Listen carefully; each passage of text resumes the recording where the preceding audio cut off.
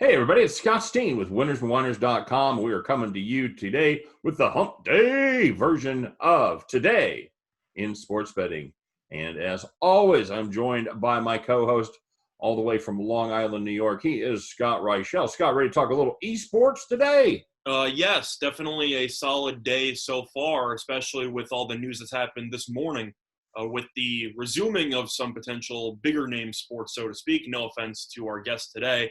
Esports is definitely popular around the world. I would say it's probably not as popular as the NBA, and which we should be getting back at the end of July as the NBA approved the 22-team reunion tour, whatever you want to call it. I mean, I still think 22 teams is kind of ridiculous, but, more basketball is, I guess, better in the situation. But looking forward to it. NHL already has a plan. No date's been announced. NBA is going to be coming back. Hopefully everything will be somewhat normal before the fall because you might have a full college football and the NFL. But then you have baseball, and they're a completely separate animal and a half. So, you have the MLS in the U.S. Reaching an agreement to return. European soccer's coming back. NBA and NHL is coming back. And then you got baseball. So overall, life is definitely turning, I'd say, in the sports world for the better. Baseball playing Russian roulette with 5 bullets in the chamber, man. Just not good. But we are going to talk a little esports today, and who better to bring on than we bring him. This guy is an expert in everything. I don't know what he does in his spare time, but we bring him on for NASCAR, we bring him on for UFC, but his real forte, it's esports. Everybody, all the way from Clarksdale, Mississippi, the home of the Blues, where Robert Johnson sold his soul to the devil to be able to play them Blues at the intersection there. What is that, 61 and 49, Willie, down there in Mississippi? You got it. 61 and 49 at the crossroads. I have been there many times, and I think I got a great deal. I wanted to host my own YouTube show, and it just cost me my soul. So it's good to be here. How far are you from the actual crossroads, Willie? It's probably about 2 miles. Clarksdale's not a very big town. Right. That's freaky stuff. Anyway, good to have you. Good to have you here, and ready to talk a little esports. Ready to talk a little NBA, man. We'll cover it all. That's we don't have too much to say about the NBA. They've approved the plan, like Scott said. Kind of I think it's one of those things where they've got most of the details down. I think there's a few things they still need to figure out because teams have played different numbers of games, but it looks like they're going to have roughly an 8-game finish to the regular season that will determine the tournament seeding for the playoffs. And then, they're going to do the playoffs. It should be done. What's the last date? The drop dead date is the first week in October. Is that right? Like October 6th? That sounds about right to me. They announced it before on what the latest date would be for the finals. I forgot, but I believe it would be mid-October, I think. Okay. So, roughly the season's going to run all of August, all of September, and a little bit of October. So you're going to get about somewhere in the neighborhood of 10 weeks of NBA basketball. And then probably you'll probably have next season starting on Christmas, if I had to take a guess. But, I think we've talked about that a lot, about how that would probably be a better move for them business-wise anyway, to cut down on their competition with the NFL. So we'll see if they listen to us, Scott. We'll see what kind of trendsetters we actually are, what kind of movers and shakers and influencers we are here today in sports betting, because I think that we're all in agreement that would be the best plan to start the regular season around Christmas. They compete with the end of college basketball, then they compete with baseball throughout the summer, and I think they get done before the NFL starts. So I think it's a brilliant strategy. We'll see if they do it, and we'll see if they continue to do it. So, Willie, I know you're excited. As we record this, full disclosure, we're recording about 1:30 p.m. Eastern time on Wednesday, and I know there's some Counter-Strike. Is it Counter-Strike is what you're doing right now? Yeah. And I know there's some competition going on right now. You're pretty excited. You kind of took a couple of the bad beats here earlier this morning, and you're basically breaking even right now, 3-3. Hey, ties are better than losses. That's not a bad beat. All day or day. That's so Willie, what do you got? What do you got coming? You got some more action here later today? Well, yeah, I'm actually on Mouse Esports, but they're playing right now as we're recording. I like the next game. You've got Australis playing against Team Vitality, two of the best teams in the world. But Australis is the number one team in the world, and they're also underdogs at plus money. I mean, if you're going to sink on a ship, it might as well be the best team in the world, right? I can see you're catching plus 120 on the best team. So why is that, Willie? There's no home field advantage. There's no weather factor. Why would the best team in the world be an underdog? Well, the thing is, they had two players step away, I believe, yesterday, day before before the tournament started, I do believe, around in that time, and they're playing with two replacement players. The chemistry isn't quite all there, but I watched them so far up to this point, and they haven't looked bad per se.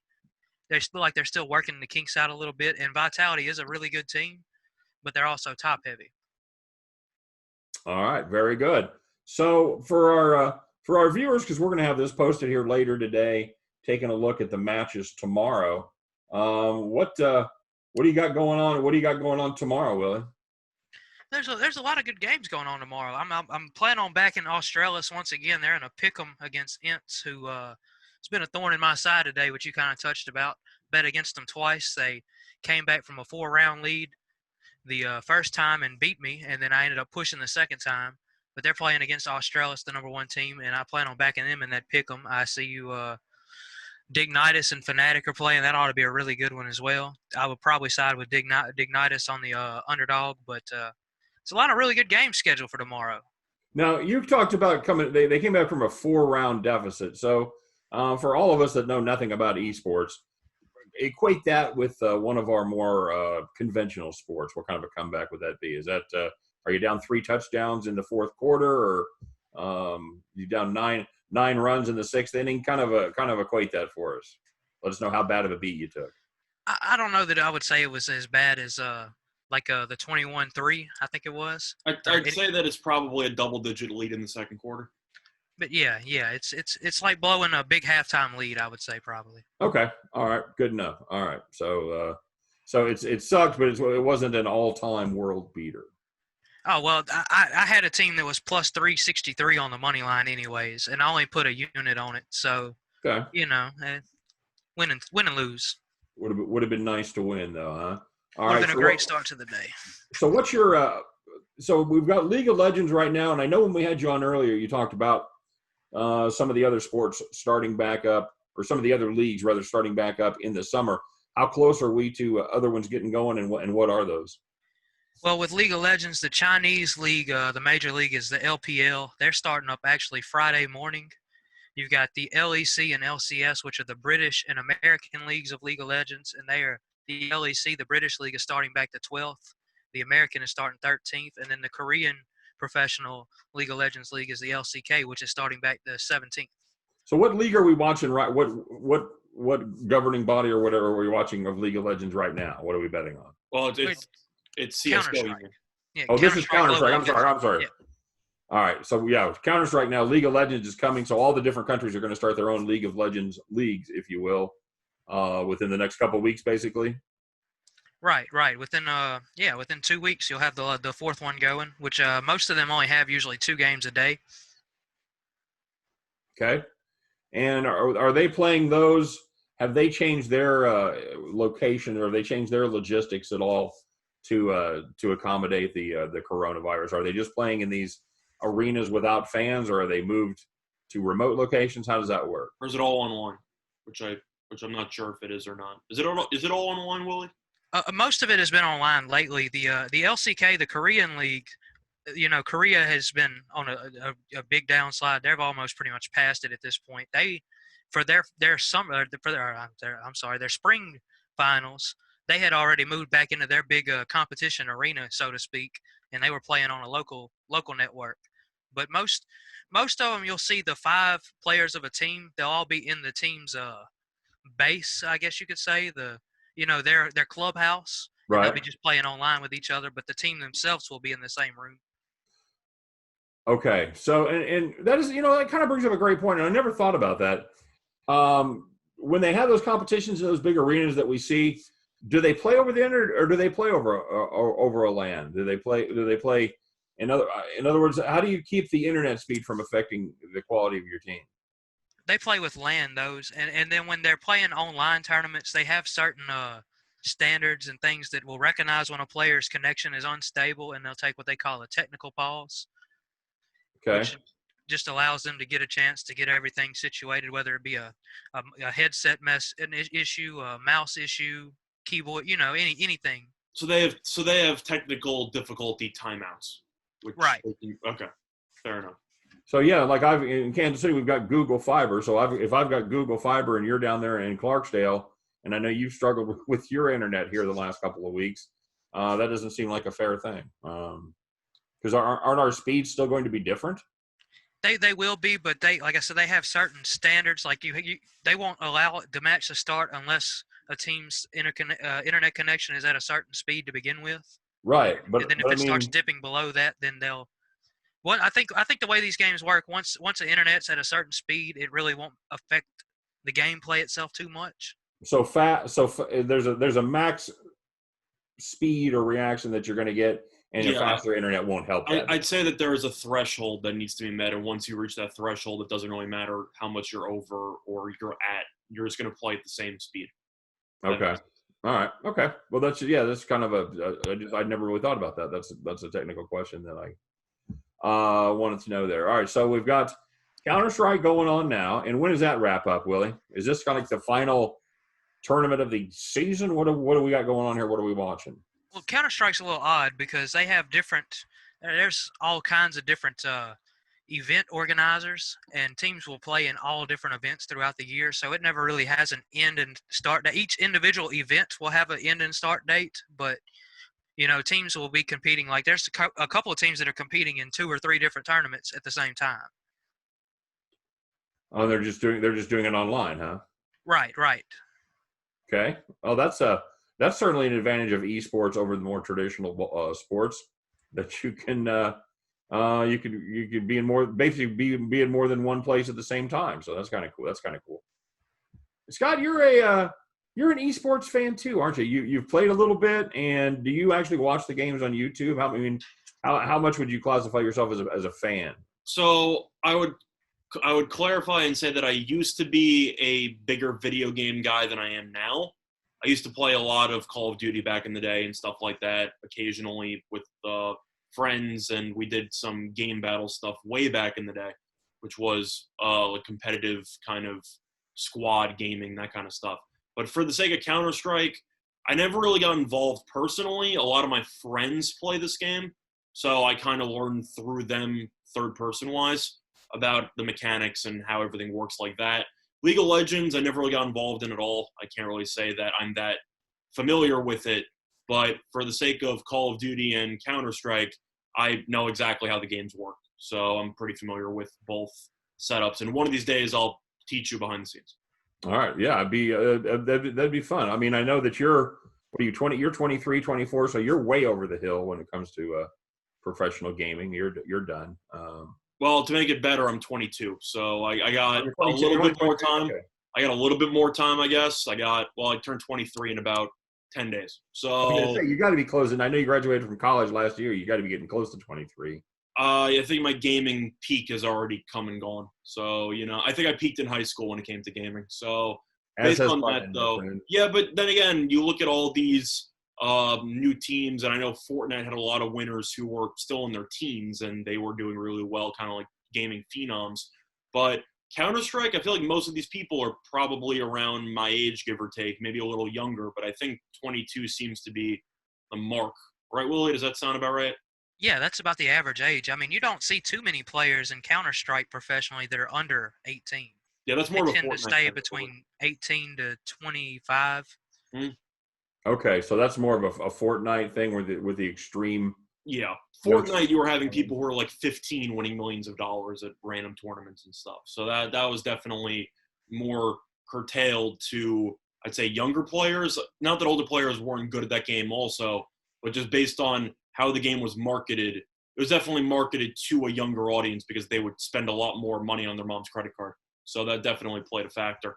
With 15-year-olds making millions of dollars, yes, because those people aren't obnoxious enough as it is. You forgot about the sponsorships that they're also getting for whether it's headsets or just whether it's actual teams that they're on and stuff like that. So yeah, definitely a very interesting time period where your parents grew up telling you, you shouldn't play video games for that long, and it turns out you can make roughly a 10-year salary in the span of one good tournament run. So it's really it's that spot in the middle that parents get mad about. You could play a little bit and they'd be fine, or you could play like 20 hours a day. Yeah, the way that it basically works is either you barely play the thing or you are a top 20 player in the world and you'll make millions of dollars. I feel like parents wouldn't agree if you weren't anywhere near those two ends of the spectrum. If you're in the middle, I don't know. I guess enjoy yourself. It's the kids spending 4 or 5 hours a day that are just wasting everybody's time. Yes, plus Twitch has also played a huge factor because it allows these people to actually make some money playing on their own time. So even when they're not playing in tournaments, they can still stream all their games, still interact with fans, and still raise money while they're playing. So it's kind of crazy how much video games have exploded in popularity over the last couple of years. And Willie, are you a player as well? I used to be. I don't play League of Legends or Counter-Strike. I play a couple of video games here and there. I like Madden. I'm a real big Madden player. Really good at Madden too. But I don't play as many video games as I used to when I was in high school. There's some money to be made in Madden too, though, right? I've seen some competitions on TV, especially as the virus has kind of slowed sports down to a nothing. We've seen some Madden. How close are you to those guys? It's funny because I watch some of those and I'm just like, I could beat you because a lot of the things with Madden, which is one reason why I really don't just particularly like watching it a ton, is because the game mechanics can be exposed. Yeah. There's a lot of holes in the game mechanics and they can be easily exposed, and that's what a lot of those quote unquote professional players do. They literally just take advantage of things in the system. They also run the same play for the entire game. But that's why they're doing that. Yeah, that's a separate issue. I don't know if you were paying attention to that Madden tournament you're talking about on TV, Scott, but that was on ESPN the other day. Are you talking about the celebrity one, or are you talking about just the regular one? Talking about the regular one. Yeah. Did you realize that the person who won the tournament, Joke, had a punter at quarterback because he didn't need to throw the ball a single time in the tournament? No, I didn't watch it at all. He had a punter as his starting quarterback, and he won the whole thing. Had Tressway and Case Keenum. Yep. It was either Case Keenum or it was Eli, but he barely used Eli. He just pretty much ran the ball 35 times a game, and he just manipulated the game, and he won. So, yeah. Just found a glitch in the system, or he was just that good at running the ball?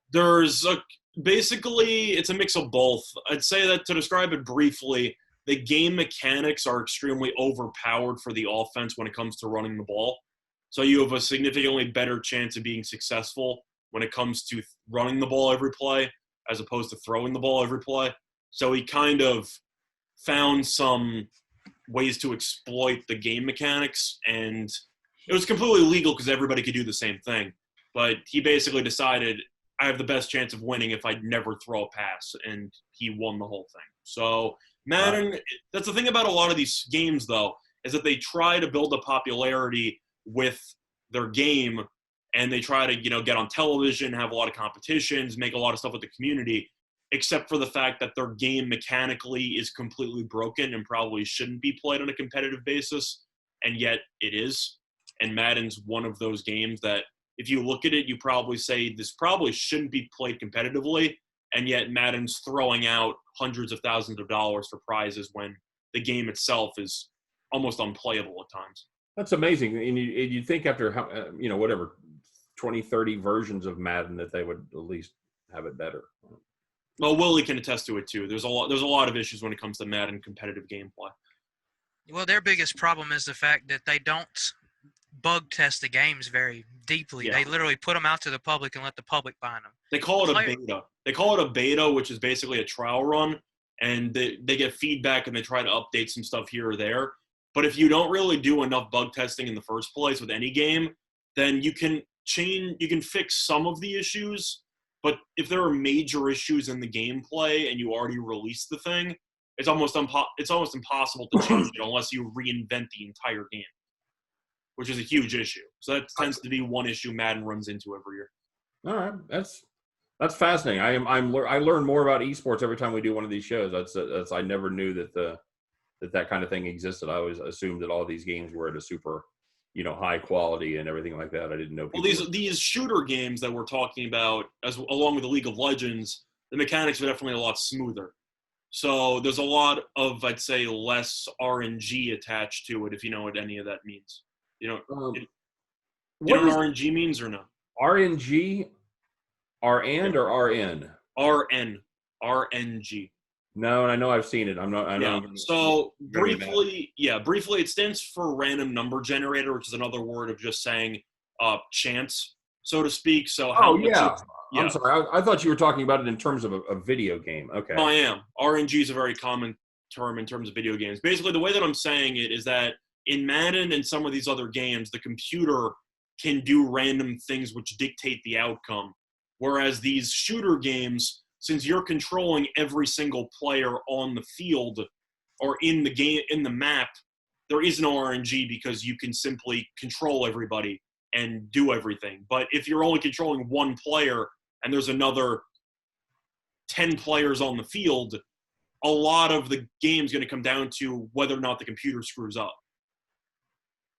So how does an RNG work in a video game? I mean, I'm used to it contextually, like being used for slot machines or being used for computer programs to generate an outcome. I don't understand. So you're talking about that each of the players' movements are dictated by an RNG, or is that what? Okay, so I'll explain it this way. Counter-Strike, you have an X number amount of people on a team.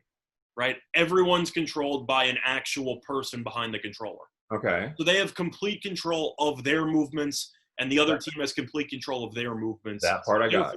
So therefore, it's fair because you have both people competing at a normal way.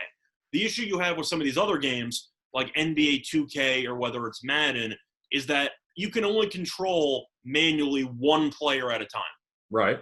So if you have a computer versus another computer, let's just say a wide receiver against a cornerback, and one wide receiver randomly gets an animation where they blow past their defender for a free touchdown, the user couldn't do anything about it.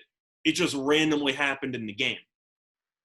So the person's at a disadvantage because one of the computer players on one team randomly got the advantage over a computer player on another team. So that computer player will play differently, you're saying? Yes, what I'm saying is that it's not automatically the same on every play. So there are random animations that occur, either which are good for player A or player B, and you can't really do anything to change that, if that makes any sense. Yeah, I didn't know that they were all controlled by a random number generator. Huh.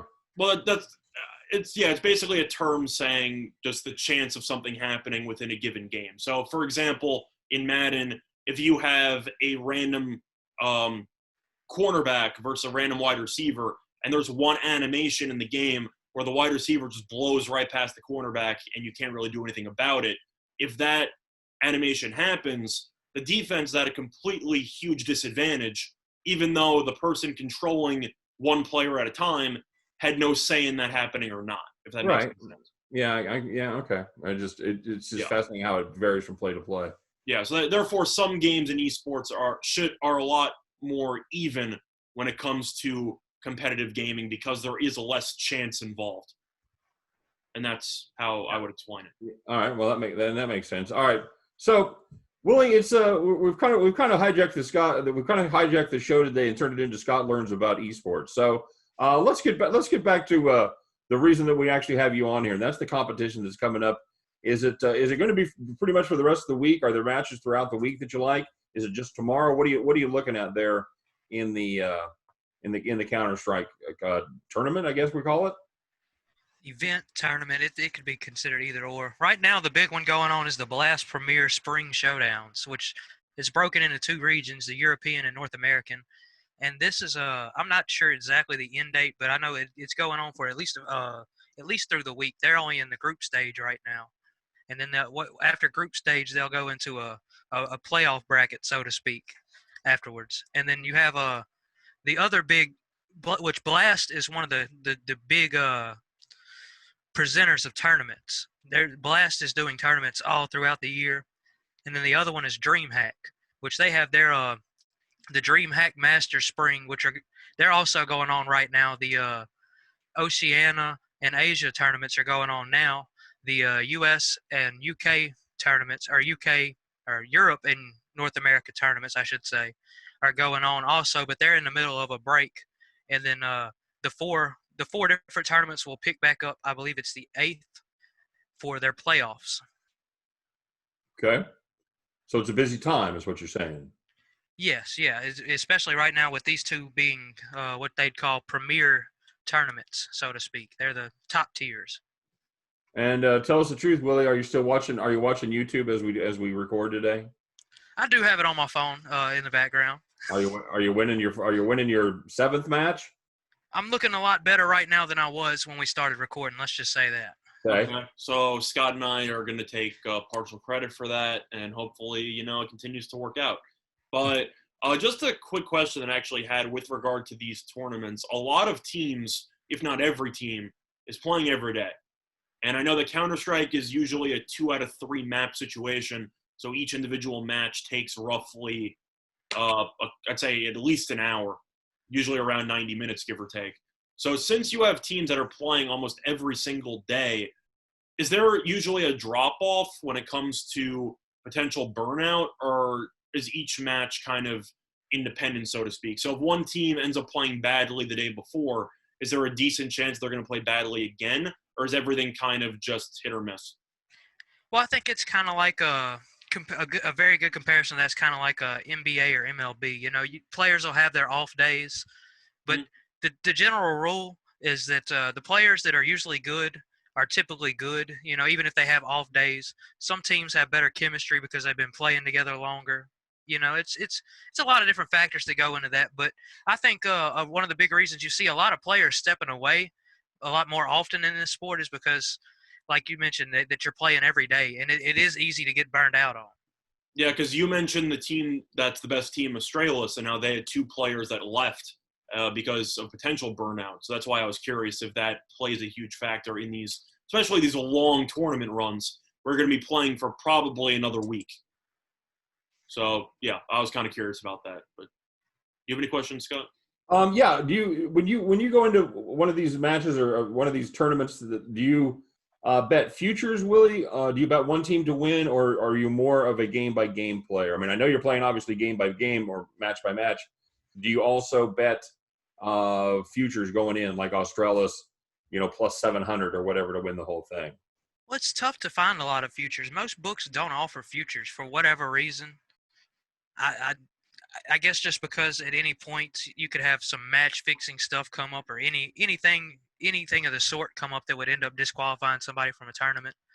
But yeah, I play by per case. I usually will play money lines, but then I'll look to totals and spreads sometimes if I see better value.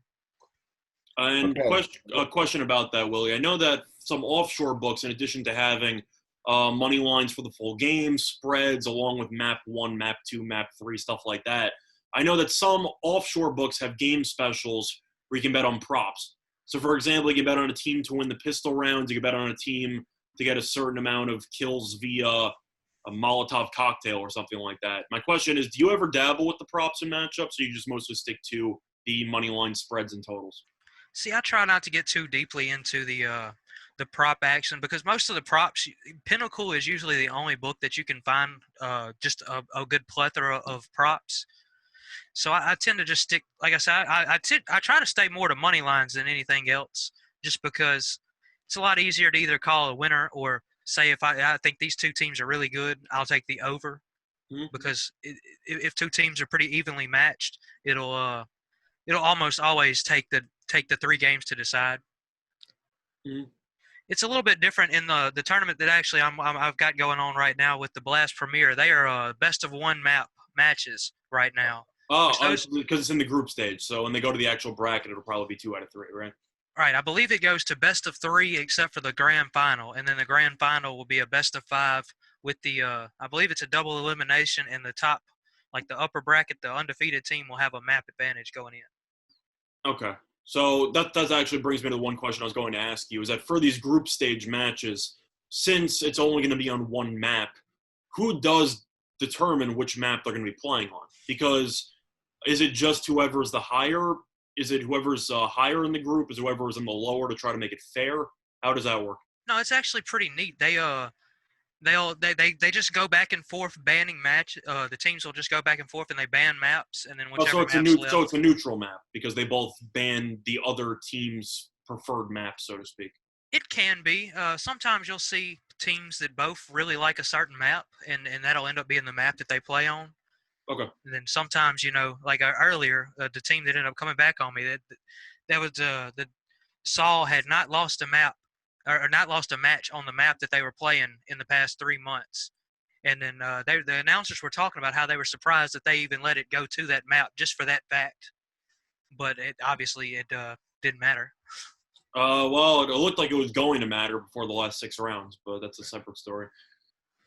So when you talk about a spread, what's the current? What are they betting on as far as the spread goes? What are we giving away? If I'm +6, what am I? I'm +6 what? Well, in the best of 3 rounds, best of 3 maps, the spread is going to be just like a run line or a puck line. It'll always be 1.5. But it's basically number of games in the tournament, basically. Well, the way the game works is each map you have 30 rounds, and to win the map you have to win by 16 to 14, or you have to win by 2 if it gets down to the 30th, and sometimes they'll go into overtime. But yeah, you have to have 16 wins on that certain map in a round to win that map. And then, like I said, some will be a best of 3 map, so you'll have to do that again on another map. Yeah, so in other words, Scott, instead of a game spread, it's a round spread. So for example, if you end up taking one team to win map 1 -2.5, they have to win 16 to 13 or by a wider margin. Now, I got you. So, Willie, did you say it's always 1.5?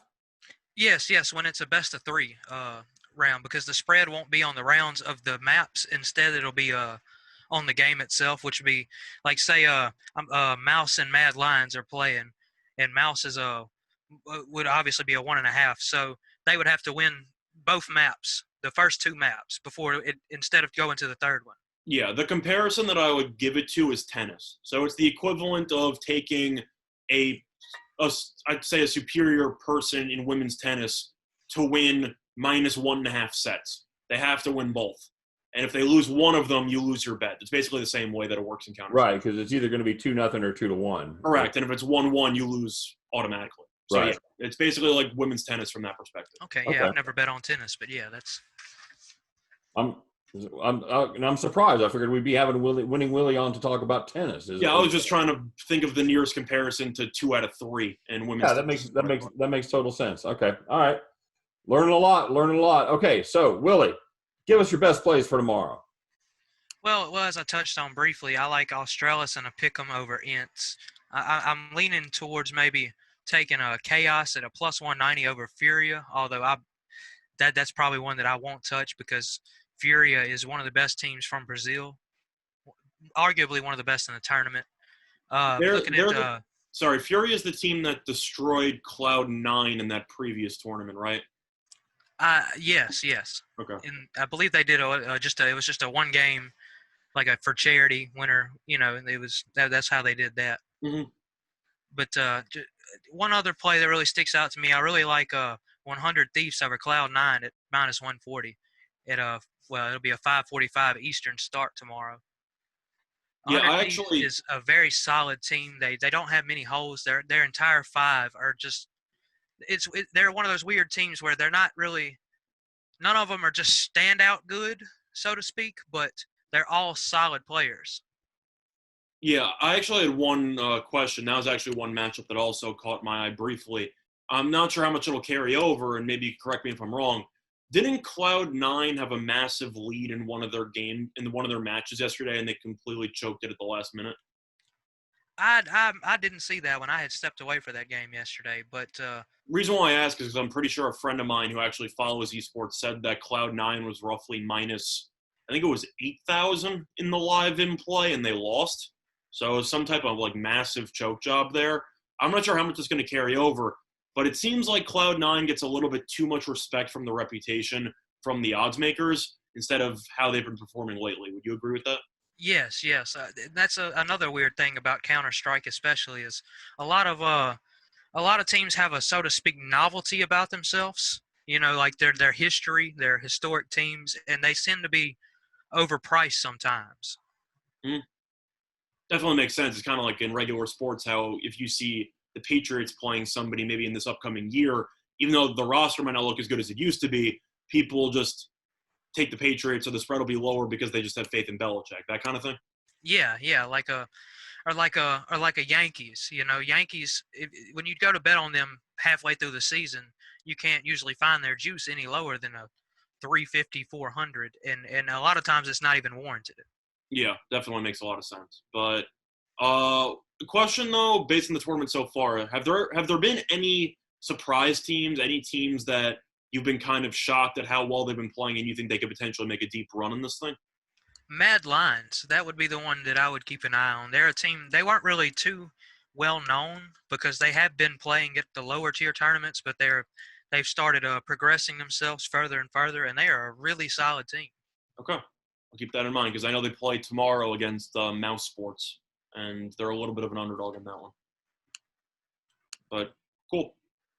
Scott, you have any questions you want to ask? No, I just kind of wanted to talk about what was coming up. And now, Willie, do they just have the lines like up for tomorrow? So there's nothing really beyond tomorrow you can talk about.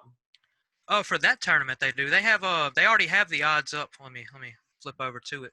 Of the DreamHack Masters that I touched on briefly. They already have their playoff odds out for those games. Mm-hmm. If my computer will work right for me. Yeah, they already have these odds up, and those games aren't until the 8th. Anything stand out in early lines in that tournament? I see. There's a Big and FaZe Clan are playing, and that'll be the 9th. And I really like the under in that game. FaZe is the best team there by far. Big is the worst team in the tournament by far. That'll be worth playing. And then I see you have Australis and the Ninjas in Pajamas. I plan on backing Australis there again because Ninjas in Pajamas are a team that can be very shaky. They tend to give leads away a lot. They tend to get too overexcited and rush into things, which is a terrible thing to do in this game. So you're a big Australis fan, thinking that you're picking up good value being that they're down 2 men. Well, the two players that they had stepping in were both good. Well, I won't say just great players, but they were good in the lower tiers, which of course the competition's stiffer once you start getting into these big tier tournaments. But they played really well, I thought. And their three that are still left are some of the best in the world, and I believe that those three could honestly carry a team regardless. Okay, very good. Scott, what else you got? So the question that I have besides esports, I know as I'm looking through this, there are also a couple of other events coming up. For example, you have Call of Duty coming up in roughly 2 days. I believe in I'm not sure the location on that, but either or, I know that FaZe is the best team arguably in that entire circuit for Call of Duty. Do you have any thoughts on any of the Call of Duty matchups coming up in a couple of days, or mostly you've been focused on League of Legends as well as Counter-Strike? You know, I haven't really dove into Call of Duty too much, but I do know that, as you just said, Atlanta FaZe is the best team by far. And just looking at these, and I do know that Seattle Surge is not a very good team. If I was to play that, I'd probably take the under 3.5 at plus 115. But I haven't really dove into Call of Duty too much. Okay. I was just wondering about that. Are there any other esports you follow? Do you follow any other Overwatch competitions or Rainbow Six or anything like that? Dota. I stick to League of Legends and Counter-Strike. We do have a guy on staff that covers Dota too. I actually watched a little bit of that earlier, and it was weird how much it really just looks like a newer League of Legends. Yeah, I was gonna say I feel like the gameplay mechanics are relatively, at least almost identical. With the You said Counter-Strike similar to Call of Duty. What is League of Legends similar to? Dota. That's about the best comparison. And League of Legends is it's a game in itself. I would almost say it's like a chess match. where are we playing? Are we playing in the Enchanted Forest, or we're barren wasteland? What sort of setup is it? The Rift is what they call maps, and the Rift for League of Legends is basically it's kind of like a forest. They have a place on there they call the jungle. It's it's unique, I guess is the best way to put it. So get my butt on Twitch or YouTube and figure it out and watch it is what you're saying to me. Well, like it's a hard way to describe. Like I say, it would probably be a forest would probably be the best way to describe it. Although it's more like a mythical and like It's a mythical. It's a mythical forest. wilderness. That's how I would describe it. I think that's kind of sums it up in a way. But Okay. Well, that sounds awful. No, I mean, you can be honest about it. I mean, we're not the ones playing these games. We're just the ones talking about it. it's again not my thing, but I realize that I'm not the target audience. I'm not. I'm not the guy sitting and watching the Twitch. So I am fascinated to find out about other sports. I guess we would call this. I don't even know. Do you call it a sport? No, it's esports, so I guess. So okay, so I'll tell you what, Scott. If there's ever going to be an esport and trivia competition, we'll let you know. yeah, that's kind of what I do. I do like playing. I do like playing trivia. We played a lot. We played a lot live in the pubs and stuff, and I've been playing a lot online as well here with the shutdown. So yeah, it's been kind of fun. But yeah, that's pretty cool. I again, though it's not my thing. My first question is, as a gambler, can I make money on this? So that's why I like having Willie on. I'll make a bet or two. I don't care. I put a little sniff on Australis. That's I had it up. It was right there. I'm going to play it, man, because that's always been my slogan. Can you bet it, and can I get an advantage? So yeah, even though not something I would play, I'll cash those tickets each and every day, man. Yeah. I actually have one more question for Willie here. With regard to Counter-Strike or any of these esports games, I know that we were talking about before how you can kind of tell if one player is having an off day, so to speak, etc. How profitable can the live lines be if you are able to tell that maybe one team's best player isn't as sharp as he normally is, etc.? Is it easy to tell early on in a match this is what's going to happen for the most part, or does it vary depending on defending and attacking and stuff like that? Or can you usually tell early on how it's going to play out? You can kind of get a grip sometimes of how it's going to play out, but then you'll see some games where it'll just be a total swing of momentum, and which happened to me earlier, obviously, when the team needed to win. A lot of that also has to do with the bankroll, right? Because some teams might spend all their virtual money in the game on weapons, then they might lose the weapons and be forced to use inferior ones, right? Doesn't that also play a factor at times? Yeah, that's huge in Counter-Strike, is managing your money, and the fact that in Counter-Strike, when a player dies, you can pick their weapon up, and teams that don't typically have a lot of money will be forced to scavenge for weapons, Mm-hmm. which can leave them out in the open and leave them vulnerable at the same time. Yeah. So yeah, that plays a huge role into it. You'll see a lot of times a team will elect to give certain people rifles and then have certain people use pistols early on until they get their money built up. Mm-hmm. Nice. So they kind of created a money balance type of system there. Right. Okay, cool. And does each team start with the same amount of money for each game? Yes, and I do believe it depends on like how many kills you get, bomb plants, bomb diffuses, all of that stuff gives you extra money to play with. You get rewarded for being more active in the round, so to speak. So you can't just sit in a corner and make the same amount of money as somebody who killed the entire other team. You get extra money based on the positive things you've done for the game itself. Well, Scott, now you've exposed my battle strategy, so thanks. I was just it's fine. You're gonna work your way up in no time. So I was gonna cower under the steps and wait for everything to pass me by, but now that I have to be out there and about. I didn't design the game, so I didn't expose anything. But just throwing that out there. So definitely pays if you have, I'd say, either one of the most aggressive players on the map or one of the most, I'd say, opportunistic guys. Of course, within reason, because if you run into the open, you're going to get destroyed by the average squad or any type of specialty grenades. But it seems to be the team that either has the most kills or the most bomb plants or stuff like that tends to win the majority of the time. Is that a fair assessment, Will? Yeah, yeah. And the thing I use to handicap is there's a website, hltv.org, and I'll pull up the teams page, and on there you can see their stats on the maps from the past 3 months. And I use that a lot too because I've noticed teams that have a wider variety of maps that they are good on tend to do better, which I guess makes sense. Now, will you know a map in advance that where you can bet on it? Well, with these best of one tournaments, you obviously you have really don't have any idea what's going to happen because the teams will just go back and forth banning.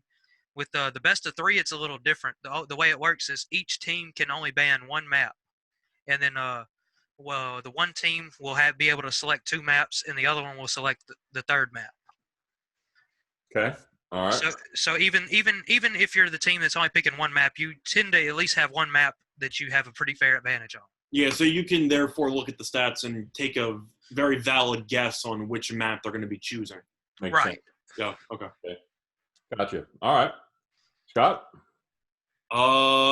Yeah, I don't really have much else to say. The only thing that I have left to ask, so to speak, is that I've already asked you about which team you found the most surprising as a potential dark horse candidate in this Counter-Strike tournament. And I guess my follow-up question, which team do you think has been the most disappointing up to this point? Virtus Pro. They are ranked, I do believe, in the top 20 in the world, and they're 0-3 right now, have not won a match. Okay. Are they missing players kind of like that, or they're just not playing well for some weird reason? Well, they're a really top-heavy team. They have 3 really good players, and they have 2 guys that really kind of hold the team back. Okay. And those guys are doing poorly, I assume, the 2 guys. Right. Doing even more poorly than usual. Right. Okay. Or they're just playing tougher opponents now. One of the two. Those guys get exposed more. I get it. So do you think they're worth a potential fade in the future, or do you just think it's everything can easily change in the immediate future? Well, they're probably a team to fade for the rest of this tournament at least. But Okay. a lot of this goes on by a per game basis of the 2 teams that are playing against each other. Okay. Makes sense. Yeah, I got you. Hey, well, I'm going to change gears here just before we let you go. Do we ever hear? Have you talked to your buddies that are? You got a couple buddies that are the NFL. Have you talked to them? Are they hearing anything about plans? I know everybody's staying home for training camp. Are they still full speed ahead? Have you heard anything official? I actually haven't. I haven't talked to them since I reached out to them that day, and Right. yeah, they've just been. I've been super busy trying to organize everything here with esports, and I'm sure they're staying busy with their workouts. Gotcha. So, Gotcha. I was just checking to see if we had a little inside data there. So yeah, this is again, esports is fascinating to me. I think I think it's an up and coming thing, and it would certainly behoove me to learn all about it, everything about it that I can, because I think it's going to be becoming more and more popular here in the States. And does that seem to be the case, Willie? Does it seem to be growing? Do you find more lines, more places have lines, things like that? All the indications that more and more people are starting to find it and bet on it? oh yeah, most definitely. The board of I don't know what they call it in Las Vegas, their gaming commission, Right. gaming board, whatever they call it, they have actually approved esports. So you'll be seeing it like at William Hill and places like that out in Vegas, huh? In Vegas it should, and it should expand everywhere else. I noticed that PointsBet, I was using one day the New Jersey PointsBet, and they didn't have it up yet, but it's definitely growing. I mean, even ESPN's broadcasting League of Legends playoffs now. So Yeah, I think this has been, we obviously have a lot of losers due to the virus, but I think the esports situation, I think they could end up ultimately being winners as more people are exposed to them, basically because they have nothing else to bet on, and then I'm sure a lot of those people will stick around. They've had some success. no doubt. I'm Okay. one of them. All right, very good. And so you weren't. Did you play a lot of?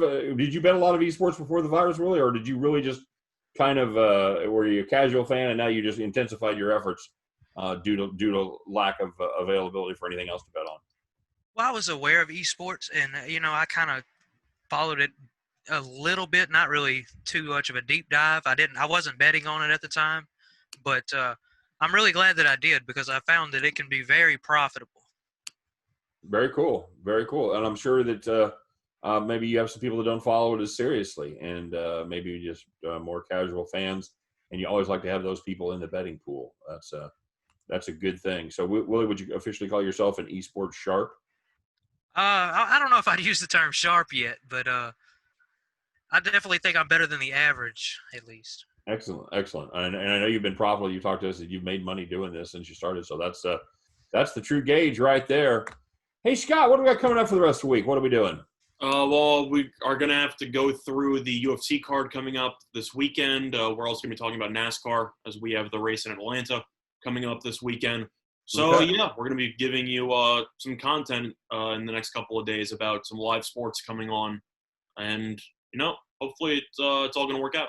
I would think for at least one of those days we're going to have Winning Willy back on, huh? Yes, that definitely sounds right. I would probably say NASCAR, because he's picked the winner of the last two races. So, Officially. definitely would help. He's leading the Winners and Whiners Cup, man. So yeah, he's got to. We got to have Willie make his triumphant return to NASCAR. Man, hopefully your computer the internet will be cooperating this time, Willie, and we can get your predictions. Although you're due for a fall, my friend. I think Scott and I are going to break through. We've been close. We've been so close, and yeah, I think we're. Well, I won a race before we started the Cup, so if that counts for anything. It's like preseason. Nobody counts preseason, Scott. I know. We started the Cup season with, I'd say, more than halfway through the regular season. So, yeah, definitely makes some sense there, I guess. I mean, I was in a great spot to win last week. Didn't happen, but I was in a great spot. It is what it is. Yes, absolutely, absolutely. So that'll be fun. We got we'll be talking UFC. We'll be talking NASCAR.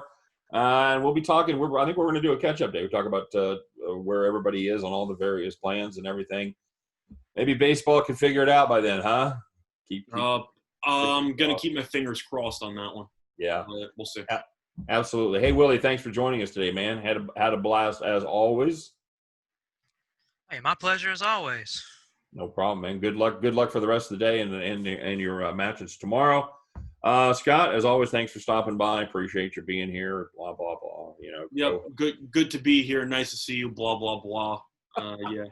Very good. That kind of and stuff. of course, I will give no blah blah blah to the people that are watching. We'll give you a sincere thanks for checking us out and joining us here today for our esports show with the one and only Winning Willy. We appreciate you guys being here. Please drop us a comment. Let us know what you're playing. Let us know if you're excited about the NBA coming back. And, we talked about it a little bit off air, and I guess we'll touch on it here later this week. But it could be a great time for sports fans and, in particular, sports bettors. You could have all 4 major sports going at the same time. And if you throw in college to the mix, you could have all 6 major sports going on at one time there briefly, right? Could we get college basketball start before October? No. No, it's more November. So we're gonna have 5. Yeah, they really start those practices on November 1st. So okay, so we will have 5 going at the same time, which will kind of be fun. We'll talk about that. And the difference is it'll be actual playoff action. So we'll be looking forward to catching up and seeing what the landscape looks like for sports going forward. But until then, I am Scott Steen. He is Scott Reichel. He is Winning Willy. We are the guys over there at winnersandwhiners.com. And don't forget to check out winnersandwhiners.com, the #1 predictive analysis site in the world for sports. And right now is no different. We've got great writers like Scott, like Willie over there that are dropping quality content each and every day about the sporting events that are still going on and how you can get an advantage and put a little money in your pocket, you know what I'm saying? So check that out as well as our sister site over there at statsalt.com. But until tomorrow, we want to wish you guys the best of luck. Have fun. Maybe make a little money out there on esports. Look at that Australis for tomorrow. That's what I'm saying. Winning Willie says get on Australis. They're being undervalued, so get down there with both feet, all right? You guys take care. Stay safe. Be happy. And we will see you tomorrow. Bye-bye.